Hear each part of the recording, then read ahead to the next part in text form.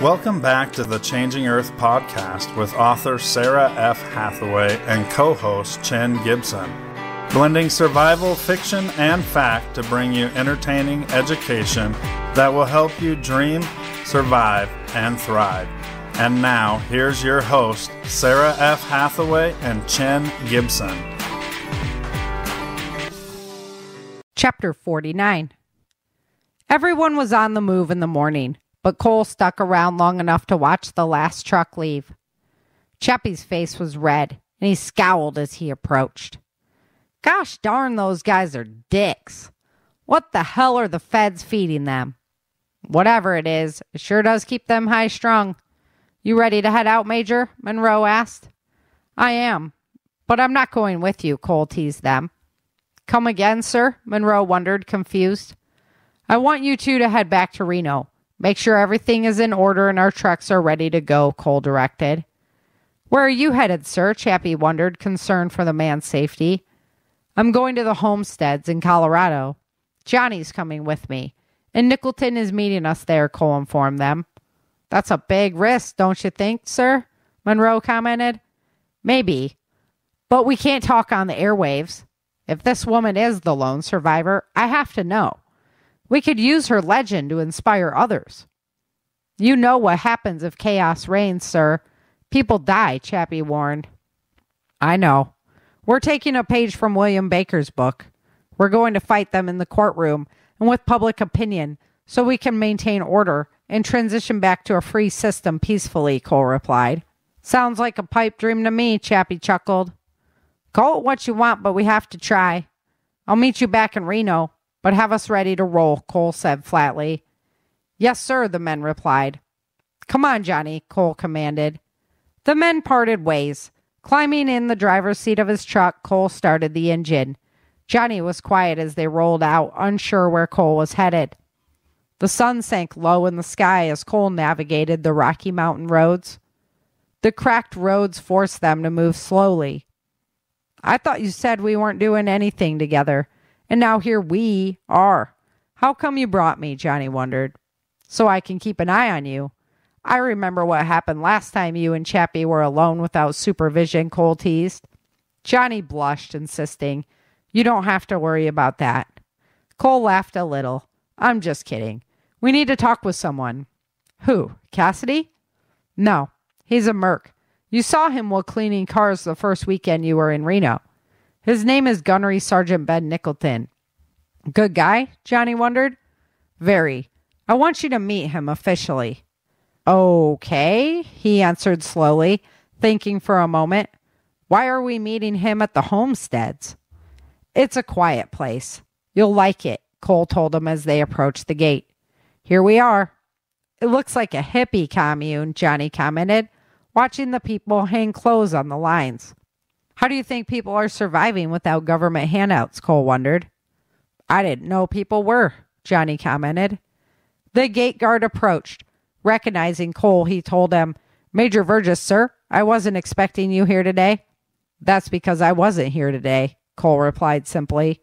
The guard nodded. Understood, sir. The gate squealed and Cole pushed the accelerator. Johnny kept his face glued to the window. He watched people working together to accomplish their chores. They smiled politely and stopped to talk with one another. Look around, Johnny. Life goes on. People survive. They grow their own food, make their own medicines, and take care of one another, Cole explained. A large group of children laughed as they ran by. Cole slowed the truck cautiously. The children waved. They look so happy, Johnny marveled. That's because they are.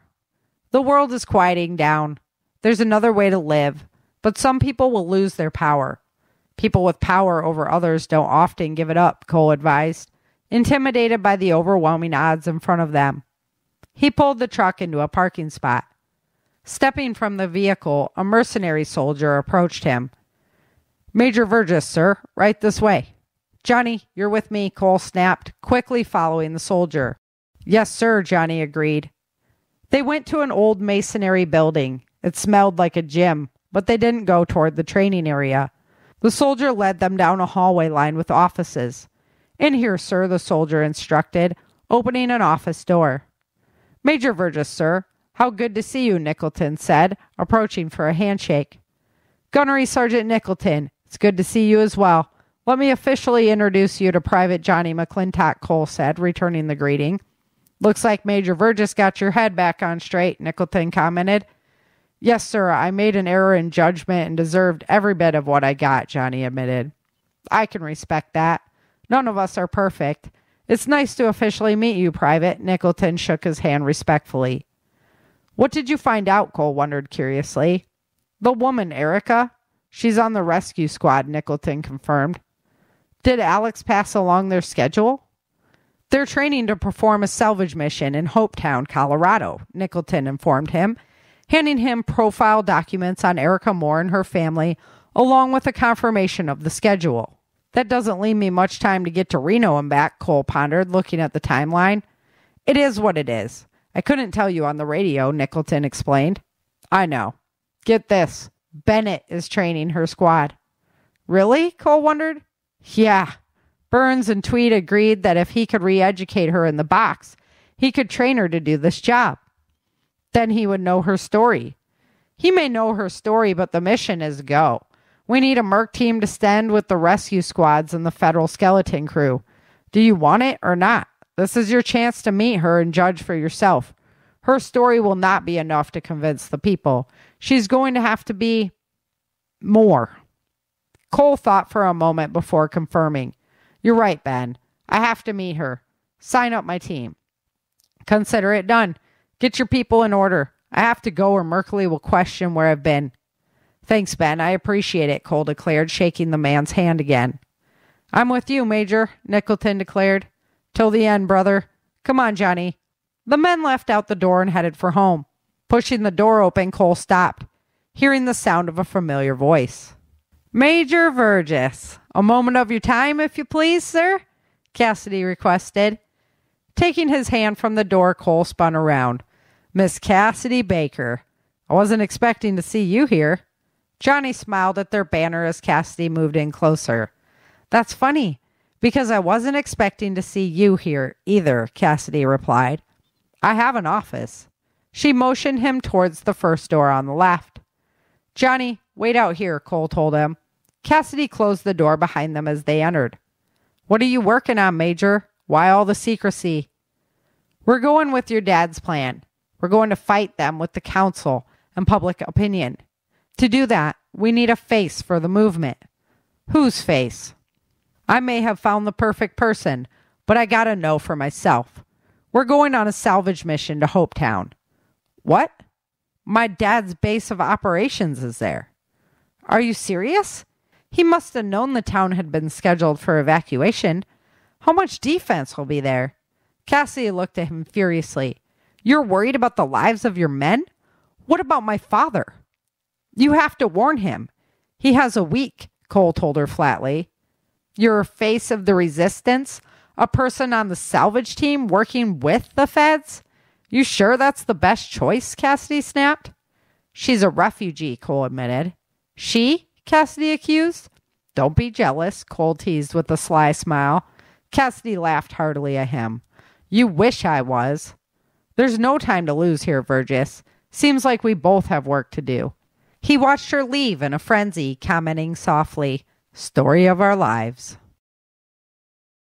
Hello, and welcome back to the Changing Earth podcast. This is episode number 451, season 15, episode 49. Hey, Chin, what's up? Hey, Chin's up. Taking on the role of the crash test dummy tonight. Yep, we got you up front. And we have Butch with us from Hope for Survival. Always a pleasure to have you on the show, Butch. How you doing tonight? I'm doing awesome. Thanks for having me back. Good to be with you and Mr. Chin again. Yeah. Always. Yeah. And thank you for all the work with the other podcast as well, the audio drama as well. It's, I'll be sending you out lines Teamwork. soon again. So, yeah, appreciate it. Couldn't do it without everybody's help on that. So, you do all the work. Yeah, I know, but you guys got to give me lines, and you're one that's like always right. Got them done right there. So, super appreciate it. You're welcome. So, been a couple weeks since we did a live show. I was down in Galveston doing some deep sea fishing, which is kind of out of character for me, and enjoying the ocean, which is something I really love to do. Not really, but it was nice. It was really nice. Houston's actually just a hop, skip, and a jump from my house, so that was surprising. And the day we did go out, like out on the ocean, it was a lot like just being on Lake Michigan. So it was good times. We caught a ton of fish. We were after red snappers. Those things fight like demons in the water. And then you get it up, and it's like, 5 foot long or whatever. You got to throw it back. So crazy weather while I was gone. Like, we just got hit by storm after storm after storm here at our house. Part of my roof was damaged in the crazy storms that came through Texas, so even the host is not immune to this weather anomalies. We had a bunch more presidential embarrassments. I guess we got Russia on the move, and more farmers getting managed. So we'll kind of bust into some of that tonight. Chapter, we caught up on Virgis. We're going to hear his story again next week. And they went into Hopetown, did the big scene there, and Cassidy's dad was killed while they were in there. So it really just brings up this topic of community readiness and not allowing your dependence on the government to dictate how your community is going to respond to the next disaster. So that's why Butch is here, and that's why we're doing the show tonight. So, Butch, what's on your mind? What's some of your top concerns? I was reading a little bit over it. I think the farmers are on your mind as well. Yeah, did you notice that? Mm-hmm. I did notice that. I kind of find kind of weekly or every couple of weeks some hot topics internal to the 48 states, and the state law out in Oregon that came out several months ago that restricting the private gardens, and then I caught on to a story. It's going on, of all places, Idaho. Right? Yeah. It's going to have an impact on the potatoes. Yeah. And this is more of a past law that's documented that's impacting who is the priority of getting the water first, and the farmers, the private farmers are secondary, and this is going to impact thousands and thousands of acres. If you're old enough to remember, in 30 years ago in California, when they went through the whole battle with the smelt fish, this reminds me of that a little bit. Break that down a little bit for the listeners that don't know what's that about. Yeah. Actually, I was in the military at the time, and I was, I may have been living in Montana. I can't remember. But anyway, the story kind of caught my attention. But it's an indigenous fish called smeltfish, and it's really a small fish. But the state passed laws directing the waterways with the fish, and it took the water away from probably hundreds of thousands of acres of farmland, and they all shut down and they turned into dust bowls.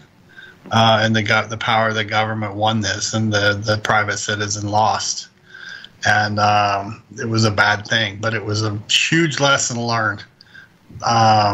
Now, in the end, if it actually helped the smelt fish recover? Were their efforts validated? And then I heard more stories about how bad it impacted the private citizen. That honestly, not to be cold-hearted for the little fishy, right? How did the fish fall into the chain of food chain, like, what did the fish really do for the world? Yeah. It made a certain group of people really, really happy because they weren't going to be used to. Although fertilizing your garden with fish remains is actually really good. Yeah. Right. However, fair enough. On this topic, and then another story I came across on the farmer thing was up in Michigan. Oh, really? Of all places, but several years ago, state by state, but they started reprocessing human waste. Mm-hmm. And they came out, I believe it was the FDA came out years back and said it was safe for farmers to use as fertilizer on their fields for cattle. Okay.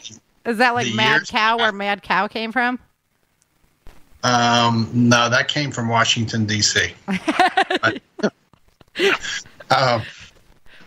Can't you tell? Right. Yeah. Well, what happened was this guy in Michigan was a cattle farmer and had built up a reputation and was doing quite well, and expanded his property, and he was setting up his business for his children in the future. And the state came out and wanted to do soil samples, and they tested and tested and tested, and they came back and said, sorry, but we're closing your farm down because your soil is way above the limits by millions as to what's acceptable. And it's like, but you guys created this stuff. You said it's safe. And they're basically bankrupting this guy. Crazy, because he's been using something that was a sanctioned product on his fields, and they're like, "Oh, you're basically dumping human waste all over, so now we're going to bankrupt you." And I've heard other instances recently about, was it Forever Chemicals or so, PFAS, where it was chemicals that they were allowed to use for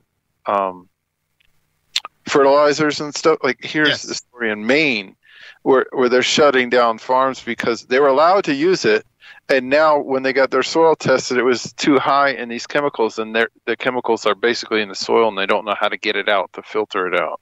Well, correct. Isn't that convenient? Yeah, the land's like being like condemned now. So I mean, you all hear and see this stuff, but it's like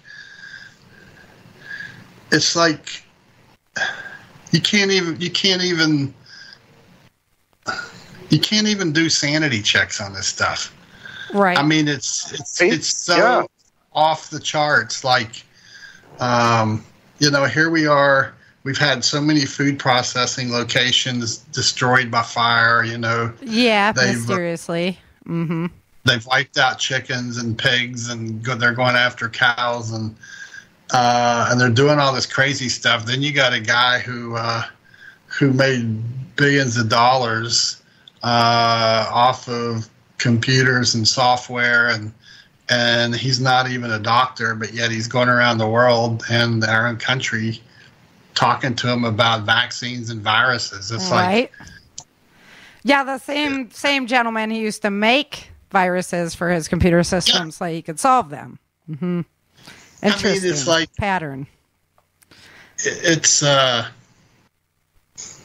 you can't even sanely explain this stuff. So it's like, I wonder, like in the United States, if because of our amount of territory, they're able to kind of pick it apart more, because if it's not affecting like your area, if this was all happening in like a smaller country like Germany or something, then the farmers would be more likely to connect on the issues. But because it's spread out to Maine and Michigan and Oregon and Idaho, and other states are involved, but because they're not all together in an area, that's smaller than what the United States is, it makes it seem like, oh, that's so distant and far away, that's not going to really affect me. Until you go to buy, potatoes, French fries, which can be really, really life-sustaining item for your family when you don't have money. And now they're going to skyrocket the price of potatoes? Well, we're bringing millions of more people into our country. Right. And at the same time, we are potentially introducing more disease, bringing it from the outside in, of unvaccinated and so on and so forth. And God only knows what they're creating in and where it's allowed to be created. And go over the last 5 to 6, 7 years and look at the key areas of our country that the regions were food producers or major locations for cattle. You look at the fires in California, you look at the fires in Texas, you look at the droughts in Texas, you look at the massive amounts of rain, tornadoes, derechos across our Midwestern states. I mean, as of 2 weeks ago, they had not even planted a wheat crop in the Midwest U.S. yet. Yeah. It's too wet. Right. And all of these are huge impacts on sustainability as a nation. And Brazil, Brazil's another huge worldwide producer. They got totally flooded in the south, been having nothing but drought up north. You've got, Ukraine down, that whole area down as far as like being able to distribute food out of those regions to, places that rely upon the bread boxes of the world that aren't going to get, their shipments this year. And you look at the global market and you look 20 years ago, 10 years ago, and you look now, and you look at who used to be the major players at the global table on global food purchases, and now you're seeing the superpowers that are in there now trying to compete and consolidate that market down. Yeah, it's been happening. They wiped out the pork industry with that type of activity as far as like big corporations coming in, buying up everything and then pricing out the independent farmer. And now you don't have the variability of product or any of that. So, looking at these things years ago and continuing to look at them from that period to current, more and more and more is what drove me, looking at everything. It's what drove me to start really researching what Hope for Survival talks about, the 5 mile radius, and it's a 5 mile radius in theory. You may have 500 yards, you may have a mile. The whole premise is that if Sarah lives a half mile from me and we can think mutually, then I have a half mile radius. And then Chen lives a mile from you and a mile and a half from me. Then now I have a mile and a half. You see what I'm saying? Yep. We're building security in depth. Yeah. But trying to expand the community circles so that, your community is good at doing this, we're good at doing that, and then we have some potential trade opportunity if things were to degrade to the point where we didn't have our current supply chain. Yeah, you set up your memorandums of agreement, memorandums of understanding, and the thing is, you can do this concept in an apartment building, you can do it in a suburban neighborhood. But you can't do it sitting on a sofa eating Twinkies. Right? Yeah. This is hard work. I mean, you can't just can't pick out your 20 buddies who live around you who you hang out down at the gun club with, because that might be their only skill. Yep.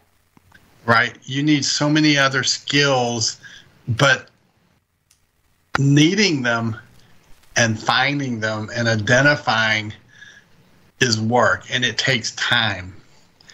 In our community group, we just recently finished Information is gold.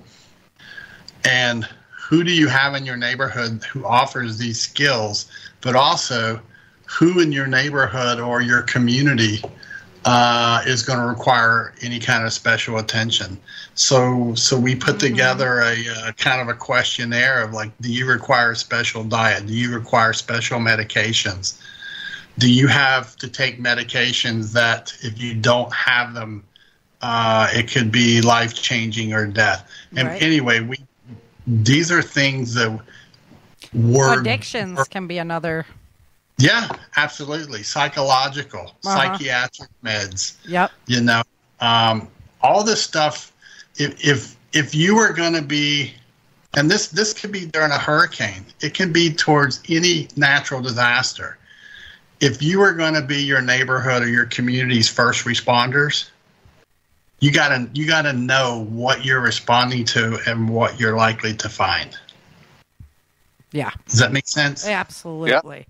Yeah. It's like, I remember when I worked in retail, the fire department would come drive around every whatever. So I don't know the time period, and they would come in and they just wanted to see the inside of our store, get a feel for if they had to respond, what they're going to be dealing with. And they couldn't just Google map it. They actually wanted to walk through our store.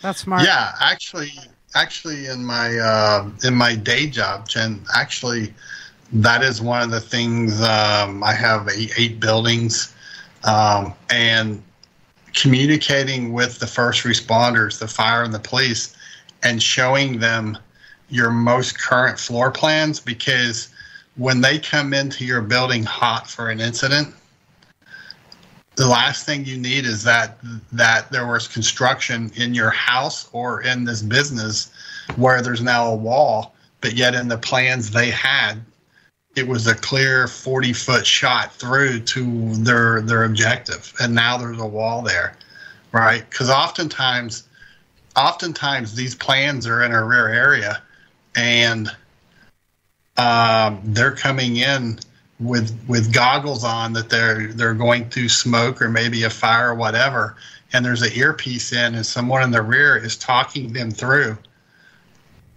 these smoked areas to get to the objective. And in many ways, when you're building, it all goes back. I think we talked about this maybe when I was with you all before. Building your team, building your community is only part of it. You have to work together as a group to understand what is risk management. Okay?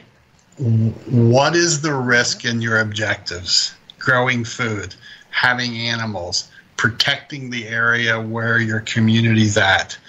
The weather. Have you studied the weather? Are you tornado prone? Are you snow? It goes in your risk assessment and identifying these threats, right? And we in HFS, we have built checklists, and you go through these checklists. What is the most likely threat to us and what is the least likely? And how are we going to mitigate it, right? Butch, how do you meet like random people for building out your community? Because that's something that a lot of people struggle with. Maybe they don't want to talk about what their thought pattern is. It's definitely opening up the doors more these days, honestly, since the virus, because everybody's hey, that happened. This could happen. So I think people are a lot more open-minded to it, but it's like the icebreaker. Yeah, I typically tell them that I know Sarah and Chen. Oh, yeah. Yeah. You got to check out the show,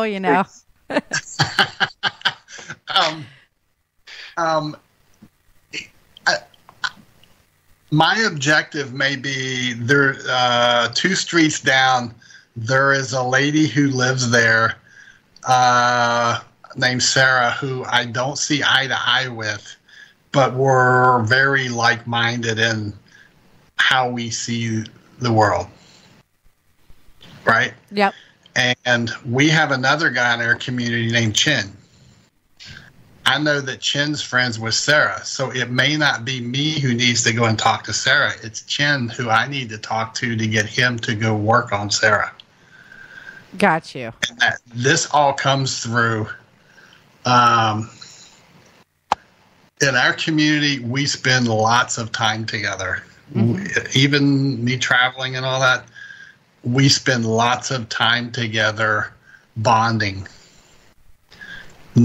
understanding our people in our community, knowing our people, knowing when someone is, maybe a spouse is sick or someone's out of town, or I will say that I found having the disasters actually pulls communities together more. Like I met my neighbor who I haven't met since I moved here, and because, something happened to his roof, something happened to our roof, so now we have something in common, and so we can talk and like kind of feel that ground out, right?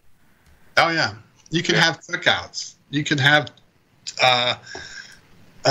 community gardens. Those are very common things. One of the ways too is to meet a new neighbor and don't even mention it to them, and maybe invite them to church with you. Mm-hmm. Gotcha. And kind of work it through. I personally like to just hang around and listen. Mm-hmm. I like to listen to people talk and hear what they tell me. And then I say, how can I achieve the needs of our community, adding this person? So how am I going to win them? So on the Hope for Survival website, if you come over there and sign up, then do you just like it just adds to the network? Now we can like start hunting people in that community to get part of it as well. Does it kind of facilitate that type of thing if folks were to go over there? The website itself is mainly a newsletter, and my email address is on there, and folks can email me and say, hey, I'm in Jonesboro, wherever. Mm-hmm. And I'll look them up on a map, and then because individuals' names and locations are, I do everything I can to protect that information. Right. Yeah. And to protect you. Important. Right? Yeah. Yep. And so on the website or on YouTube, I normally give an email address that, hey, you can go to the website, you can email me.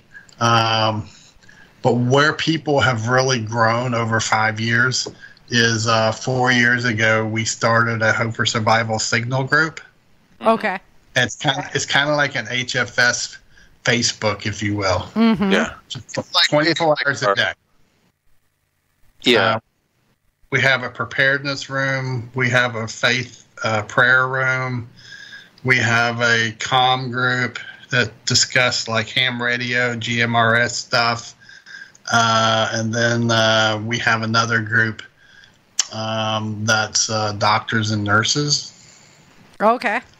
So if I have a question on a medication or something like that, I'll shoot it to one of them and say, hey, can you get with your group? Well, that's awesome. Let me know. And Sarah, the big thing is none of us can remember all this stuff. Yeah. You got about 40 years to go to get to my age. But I forget what I forget, Right. Yeah. So utilize your skills and your people. And I'm blessed with how I live or where I live at and how things ended up. But there's folks out in rural areas that they don't have 20 houses surrounding them. Yep. So you've got to be flexible to. There's advantages to living in the rural area. There's many of them, and that is, you know what? I take care of my place and you take care of your place. But when you hear 3 bursts of that air horn, I got your back. Right. I got one more question for you. Bonding. I hope this isn't my listenership because they've been with me for a while. So everybody should have a running start at least on stuff that's going on. But it's getting pretty darn legit. So with the awakening of a lot of the other people into the idea of just preparing to protect yourself instead of laying upon the government to do that for you. Somebody's ground zero. You just met them today. And they're ground zero. What are you going to tell them to do today to be ready for tomorrow? Like what kind of first steps should they just think about doing immediately before tomorrow?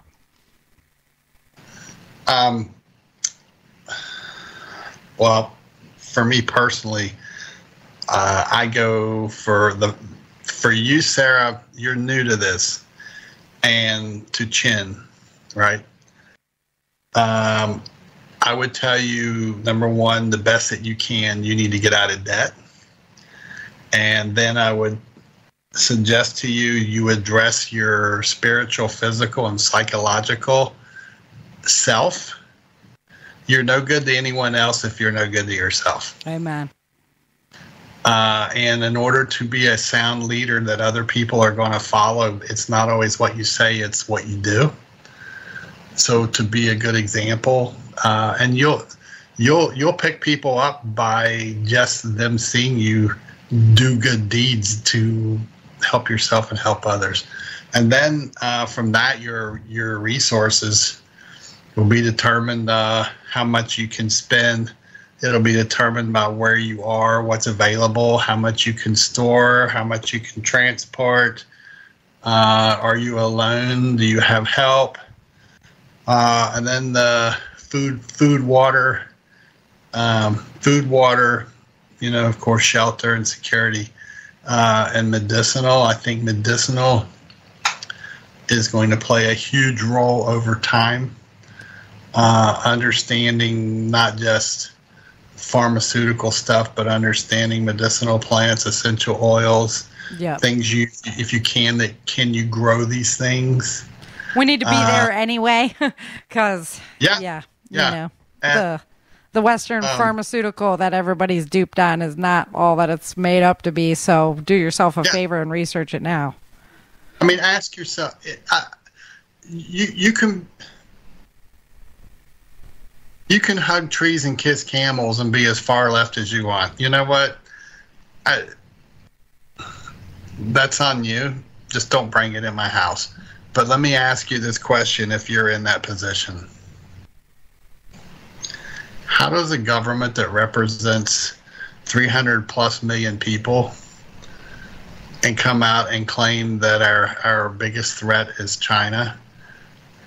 How is it that we buy 90% of our pain, our antibiotics and psychiatric meds from the same country? Right. It blows my mind.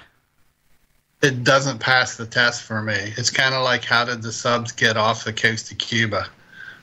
Without, someone singing ding dong, we got company, but right. And telling someone, here's the deal. There's people surrounding you that'll help, but you got to do the work.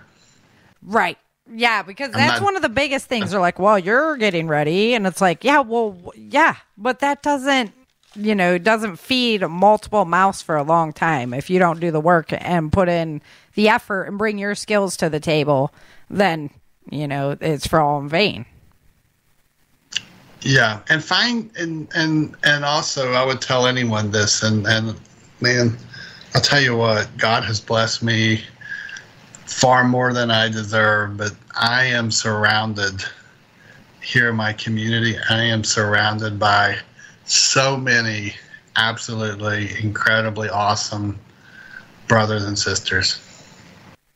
It's whether I'm home or I'm on the road, I can reach out to them. I don't worry about if I'm gone. They're there for my wife, but right. Same. The work they're doing behind the scenes, helping prepare community. And it's a self-insurance policy. It's self-reliability. Yep. I mean, ask yourself, since the last time we had a major SHTF, how many hurricanes, tornadoes, fires, droughts, how many natural disasters have we had that required some portion of your preparedness package to sustain your life? And that's all this is. That's so true. And that's why I try to break it down like real simple, even to the simplisticest level for people to understand, is like, you have a spare tire in your car, you have insurance on your house. What if most people need dual income these days? What if one of you, wasn't available? Or even if somebody's running a homestead and somebody's working still full time, what if one of you, something were to happen? Wouldn't you rather know that you have food in your pantry and the lights are going to stay on? Or would you rather be in that position where now you're going to cash call or whatever and you're bankrupting yourself? You can weather the storm. It just takes a little bit of foresight. I mean, a disaster to you may be different than a disaster to me. You lost part of a roof, right? Right. And somewhere else, a disaster may be a one-income family. He or she just lost their job. Yep. Or they were diagnosed with a bad illness that's going to take a long-term care, right? Yep. I mean, there's just so many things, and all this is saying, stop being dependent upon a system, no matter what that system is. Mm-hmm. Be dependent on yourself to help yourself, your family, and your community. And then once you feel comfortable, then you can start doing that with your community, and then you're there to help each other, which we're really missing right now in our culture, is the ability to, really just understand, like, hey, they might need something from you. You might have to, sacrifice something of yourself. And that's what it's all about making yourself a better person and helping other spirits along the way. Not to not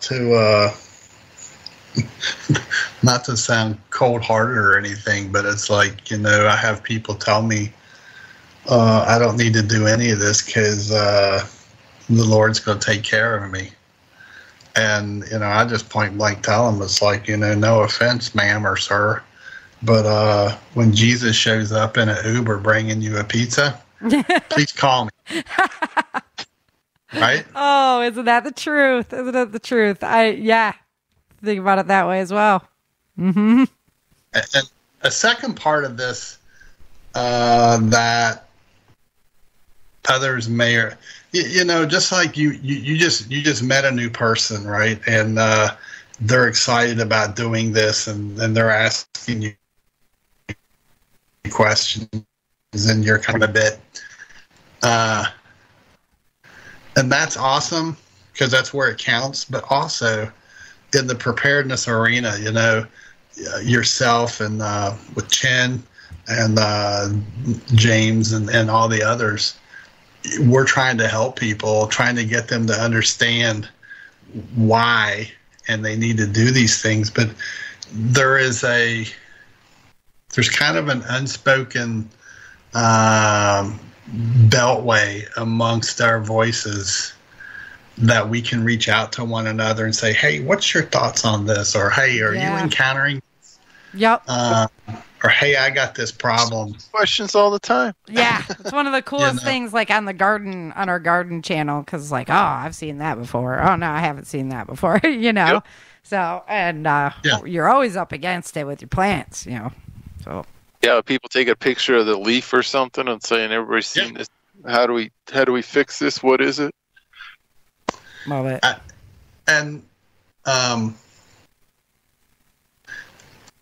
I may have a 75-year-old lady who sends me an email, and the first time in her life she has one pot growing a tomato plant, right, with 4 or 5 tomatoes on. and she's thrilled.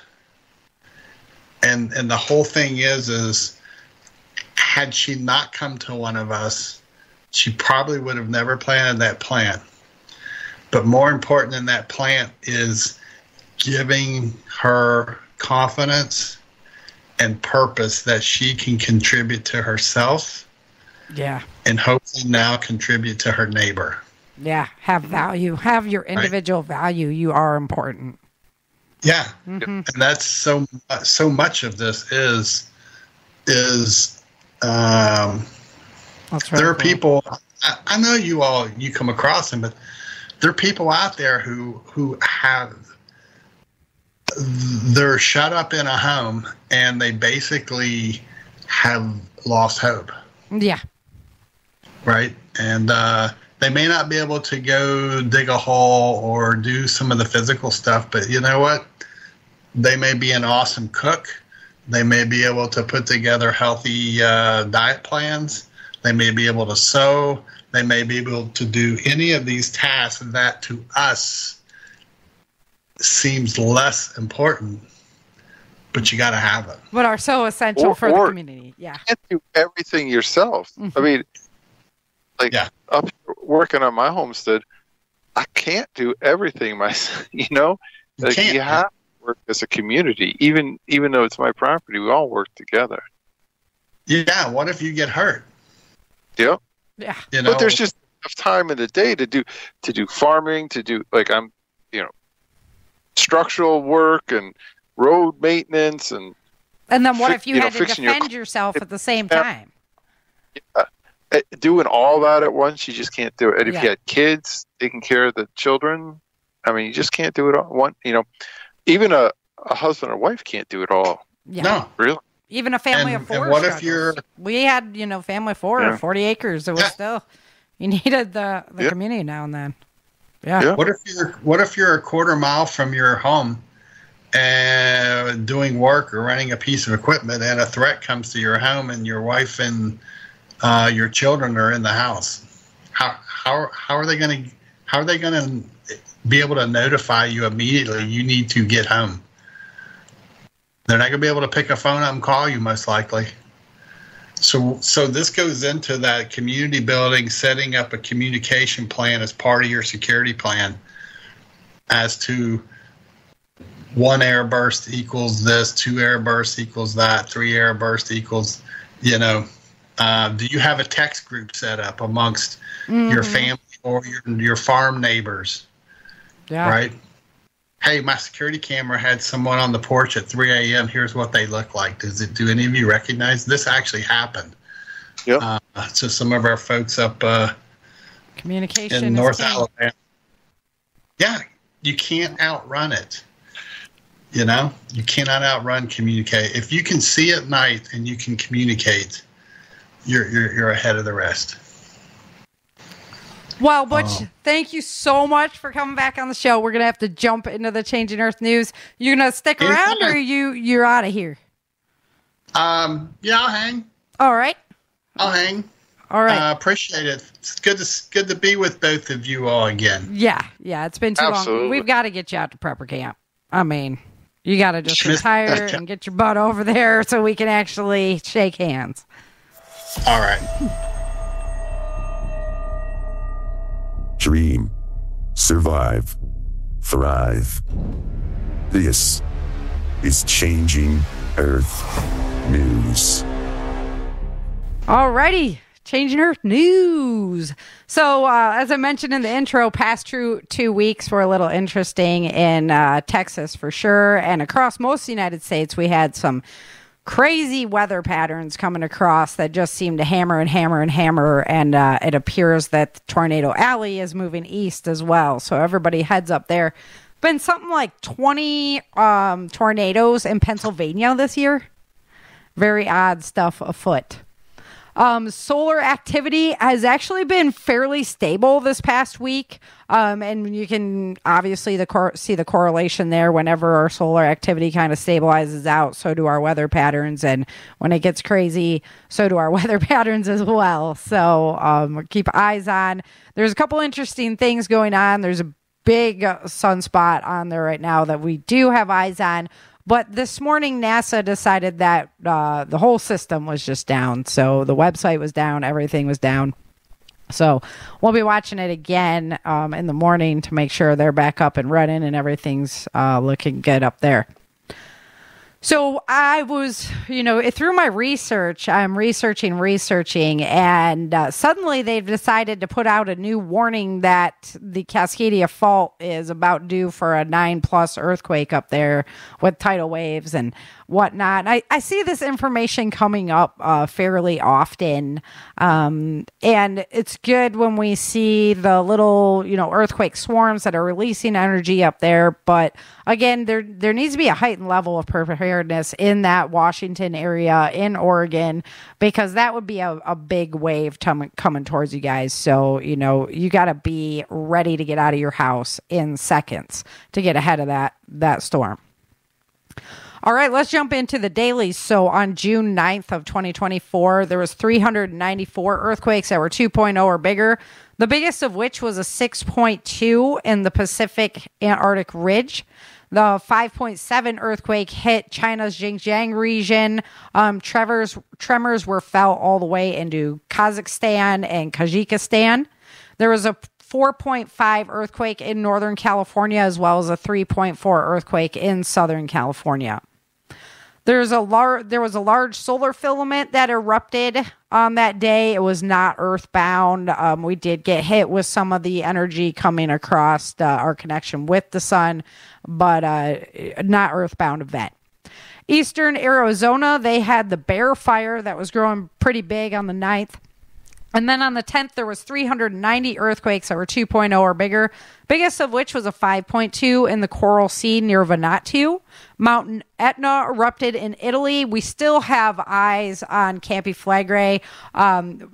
Just has to stay eyes on, because the more they've been researching it, they've been finding bigger and bigger calderas in the area. So it could really make a big mess over there in the Mediterranean. Lava broke through the barriers towards the town that begins with an R in Iceland. I can never say it correctly, so I'm just going to go with the town that begins with an R. They have this huge lava barrier up, and lava broke through it that day. It's still encroaching that direction. Stromboli erupted in Mexico on that day, so lots of volcanic activity. We're going to get to that in a minute. And then on June 11th, there was 366 earthquakes that were 2.0 or bigger, the biggest of which was a 5.4 in the Sulu Sea. There was 400 plus tremors in the Cascadia region that day. So just as I mentioned, when we see a lot of that tremor activity, it can be a precursor of bigger activity to come, but sometimes it can be the little release that needs to happen to keep the area stable. So we'll just keep praying for everyone up there, and I'm hoping that God continues to bless them. In west central Brazil, in the Penatol wetlands, they're having major forest fires up there. It's surged 980%. And this is one of the world's largest wetland areas, and they've been experiencing an extreme drought. And I wanted to call attention to this one because it's another example of how just extreme the weather patterns are getting. We're having, extreme drought right next to extreme flooding, where you can literally drive from one area to the other and experience both of those events in one day. It's very trippy. So big difference in between the low pressure systems and the high pressure systems.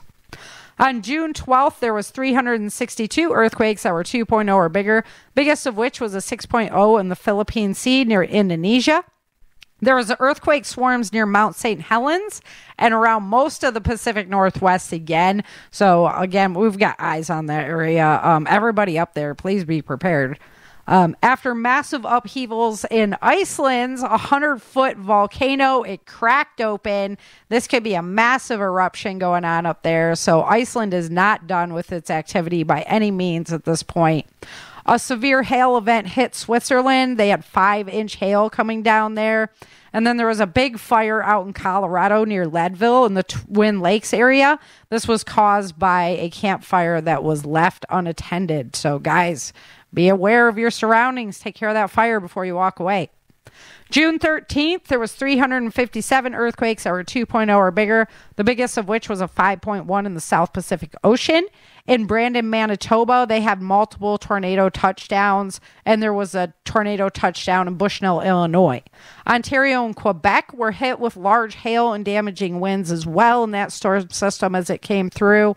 And the rains began to fall in Florida, causing historic flooding in the southern end of Florida, which is pretty intense because, again, we're highlighting these differences between the low pressure and the high pressure systems. Northern Florida has just had a recent outbreak of wildfires breaking out. So, right on top of each other, we're having these two different major events going on. Both Bay County and Panama City had those wildfires today as they were declaring a disaster zone for the flooding down south. So it's like, hey, could you send some of that water north? June 14th, there was 376 earthquakes that were 2.0 or bigger, the biggest of which was a 5.9 in the South Pacific region. There was severe storm that smashed southern Spain, causing massive flooding there. There was 6 homes destroyed outside of Phoenix in a wildfire event. In Nevada, Sparks, Nevada had a wildfire event up there. And Rajouri, India also had a big wildfire over there. Yesterday, 6/15, there was 379 earthquakes that were 2.0 or bigger, the biggest of which was a 5.7 in the Molucca Sea near Indonesia. There was 5.9 earthquakes on the mid-Atlantic ridge, so core of the planet's getting active with all the solar energy we've been experiencing, the magnetic shielding going down. There was a deep earthquake swarm under the Big Island in Hawaii, biggest of which in there was a 4.1 earthquake. There was heavy rain and swollen rivers up in Minnesota, and Mount Semeru had 2 eruptions in Indonesia. And Hesperia, Southern California, right outside of LA, there was a rapid growing wildfire that was prompting evacuations. They're trying to get that under control today.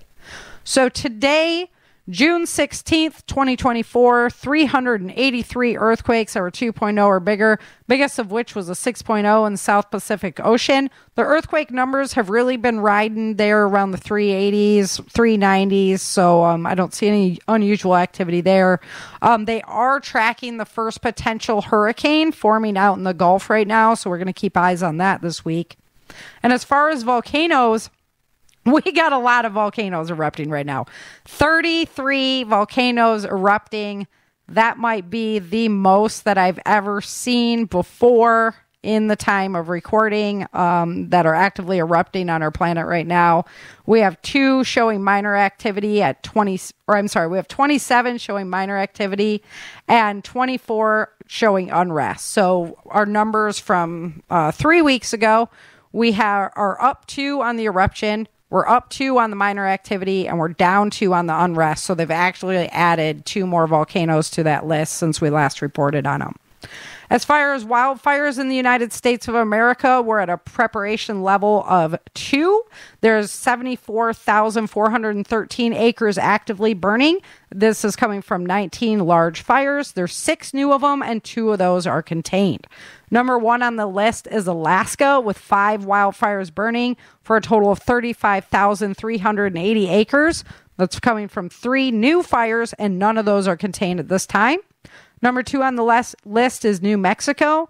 They have 29,459 acres actively burning from 3 fires. There's no new fires, and these are not contained.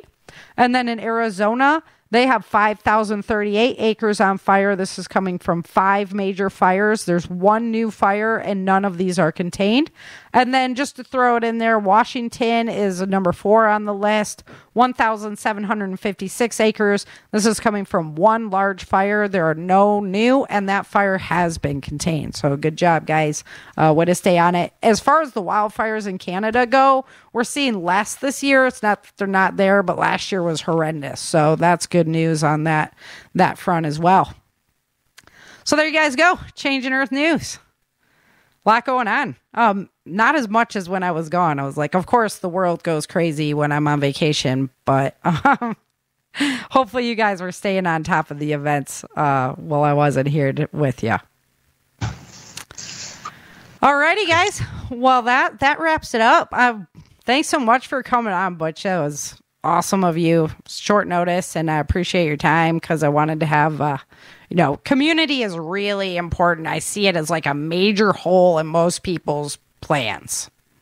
And, I've got a fairly good grip on my region, but I'm only been here for 4 years. So I'm going to include myself on that list of, I could do more in my community area. Yeah, it makes it difficult because you're kind of, through some eyes, you're a transplant. Right. For sure. Mm-hmm. For sure. Yeah. Fortunately, in our community, 95% of us are all transplants. Right? So, Yeah. I meet a lot of like-minded individuals down here that also fled from behind the Iron Curtain. So there are a good deal of like-minded people that have all fled their states to seek a free Texas, and now we're all Texans. So, well, after hearing your forecast the last 10 minutes, I'm leaving town tomorrow. I'm gonna tell the guys, hey, y'all need to get all your shovels and dig a great big hole because we're gonna need it. Right. Fortunately, we follow this stuff too. Mm-hmm.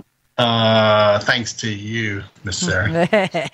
The sun is important to follow right now because we're going to see some interesting things in the next 20 years on this planet. Yes. For sure. How can we grow food? How are we going to be able to grow food in 10 years in soil that's too hot to accept seeds? Or on a planet, because if like the North Atlantic current shuts down, then we're going back into ice age type environment. Yeah. So, you'd be looking at more greenhouses and things like that. Yeah, we've been encouraging folks to actually, for the last few months, we've been suggesting they start, depending on their situation, start researching on how they can start growing food inside. Yeah. And one of the biggest problems that I'm seeing out of it would be like light bulbs.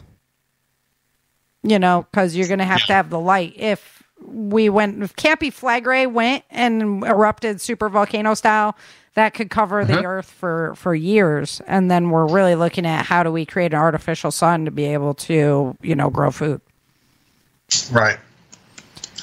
So. Well, I can tell you, I don't know about long term, but I can tell you I have visited some high dollar bunkers that they can grow food underground. Yeah. So that's the option there as well. The other thing that really concerns me is a lot of people have canning as part of their long-term survival plan. And can you name a place in the United States that makes jars these days? Yeah. Right? So if we aren't making canning jars and we're not making canning lids and we can't get a hold of aluminum nobody can really. I mean, I couldn't. I don't know how to put it in an aluminum can, Yeah. So I see that as another major problem, potential issue. Well, there's some out there who follow the global weather sensation, if you will, who are suggesting that we humans we learn a whole new diet. We need to learn to eat things that we never thought we would eat, like algae and no, I'm good. I think we just need to believe in our planet a little bit more and learn to work a little bit more in unity with it instead of trying to demand more from it. I was reading an article about chickens, right? 50 years ago, average chicken was 2 pounds. And nowadays, average chicken is 8 to 9 pounds, right? And so we feed it all this stuff. It's a great idea because we're going to feed more people, right? So we feed it the special feed and everything so that chicken can now feed more people and be a fatter bird. The problem is when you ingest that, Well, what happens? You're fattening yourself up off of that protein because of what that protein was fed in its lifestyle. I mean, you are what you eat. So I think there's a little bit more harmonious way of us, going back to smaller farms, communities, working within our regions. Yeah, now we have 10-year-old females that are fully developed and first graders with sideburns and beards. So right. Yeah. It's I honestly believe that over the years that this has had an impact. I mean, the children, you go out to a mall, man, the kids are huge. Yeah, they're massive. Like, I'm not a big person. So for me, it's like whoa. Yeah. You're a 7th grader? Yeah. I mean, I weighed like 70 pounds, and they used to stick me in a trash can when I was in the 7th grade. I was so little, I had to turn it over to get out. That's the truth. But it's having All right, well, let's wrap up. Chin put up the website in the chat room for all you guys in the chat. You can go over and check out Hope for Survival. But, Butch, why don't you go ahead and tell everybody where to find you, and we'll wrap it up and call it a Sunday. Yeah, hopeforsurvival.com, hopeforsurvival.com. It's Hope for Survival on YouTube as well. Or you can email me at preparedness101@protonmail.com. And keep supporting Miss Sarah and Chen. They're doing great stuff. And I'm honored to get to spend time with you all always. And God bless you. God bless you and keep you safe. Same. And keep fighting the fight.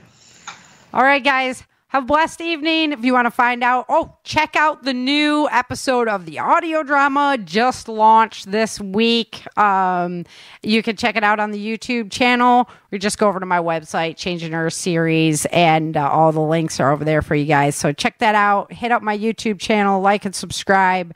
And until next week, remember, dream, survive, thrive. Thank you for joining Sarah and Chen for this episode of the Changing Earth podcast. Don't forget to pick up your copy of Day After Disaster, Without Land, The Walls of Freedom, Battle for the South, Dark Days in Denver, and The Endless Night at www.authorsarahfhathaway.com. If you love the Changing Earth series and podcast, become a supporter while you're there.